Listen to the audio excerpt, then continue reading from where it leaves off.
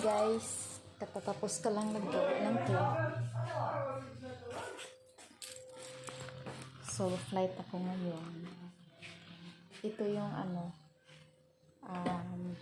maliit namin negosyo.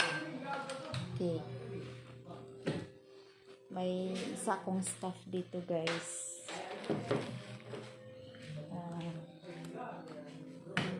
Day off niya ngayon. Bukas nandito yun. Follow niyo yung page ko guys sa YouTube. Yung Story Me. Sana manood kayo sa vlog ko. Ayan. Sinisarado ko guys kasi doon ako sa taas. Ito yung dirty kitchen namin. Cute. Tsaka ito yung bahay namin guys. Tada! Hindi pa tapos yan. Matagal pa matapos yan guys. Tsaka ito yung shop ko. Cake shop. Cake shop ang tawag ko sa kanila guys kasi cake lang ang ginagawa ko. Cake, cupcakes. Kaya alam mo guys, dito kami nakatira sa habang hindi pa natatapos yung bahay namin. Dito kami nakatira sa may underground kasi yung bahay namin. Ang kalat guys.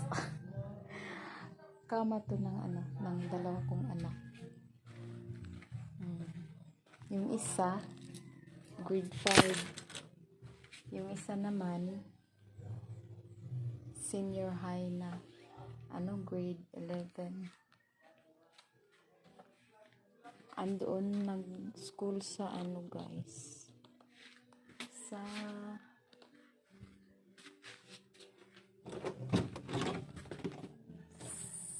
madilim hindi ko pinailawan pero ito underground. Ito yung kama ng yung sa amin ng asawa ko.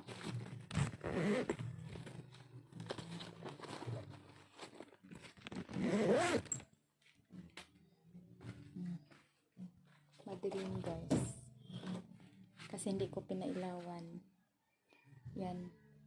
May CR din yung underground namin. Tsaka nilagyan namin ng window.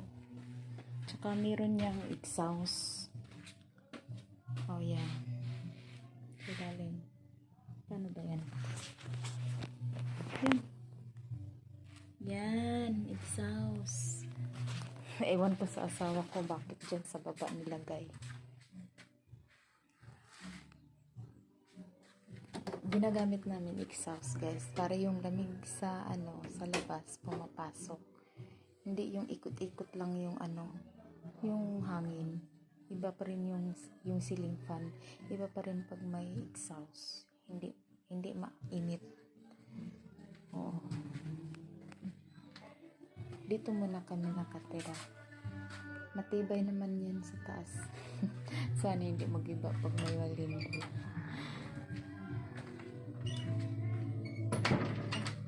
Pa na ko. Ang charger ko. Doon aakyat ako sa taas. Pag matapos na yung bahay namin guys, itutour ko to ulit. Pagpasensyahan nyo na.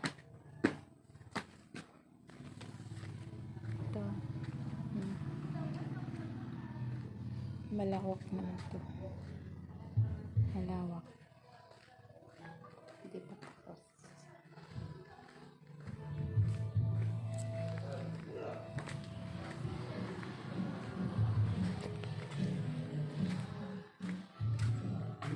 Hindi pa tapos guys.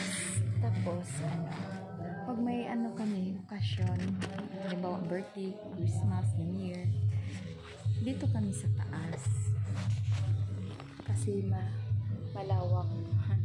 Meron pang ginawang laruan na table tennis. Ayan. Oh. Yan guys.